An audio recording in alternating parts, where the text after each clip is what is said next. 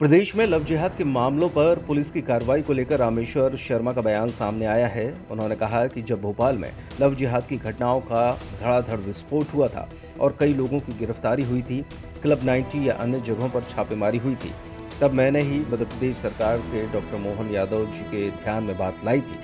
क्योंकि उसके बाद उज्जैन में और इंदौर में कई जगह घटनाएं हुई।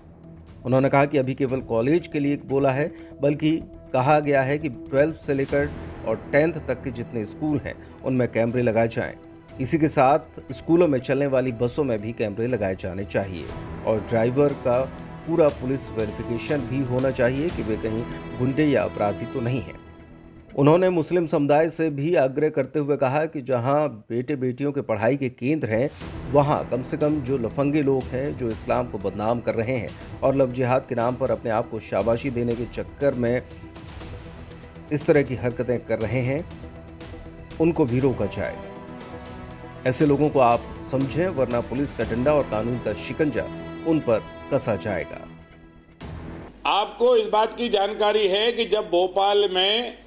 लव जिहाद की घटनाओं का एकदम धड़ाधड़ विस्फोट हुआ था और कई लोगों को गिरफ्तारी की थी और क्लब 90 या अन्य जगह छापेमारी हुई थी, तब मैंने ये बात आपके समाचार पत्रों के माध्यम से मध्य प्रदेश सरकार के डॉक्टर मोहन यादव जी के ध्यान में बात लाई गई थी और उनके ध्यान में ये बात थी क्योंकि उसके बाद उज्जैन में, इंदौर में कई जगह लव जिहाद की घटनाएं आई। हमने कहा था कि केवल अभी कॉलेजों को उन्होंने कहा है, बल्कि हमने कहा है कि 12th से लेकर 10th से लेकर 12th तक के जितने स्कूल हैं इनमें कैमरे लगाए जाएं, आउट क्षेत्र में कैमरे लगाए जाएं, साथ में इनमें जो चलने वाली बसें हैं उन बसों के अंदर भी कैमरे लगाए जाएं और जो ड्राइवर हैं उन ड्राइवरों का पूरा जो है उनका पुलिस वेरिफिकेशन हो कि गुंडे अपराधी तो नहीं है और वो किस जाति समाज से हैं। तो ये बात लव जिहाद को रोकने के लिए, हिंदू मुस्लिम तनाव को रोकने के लिए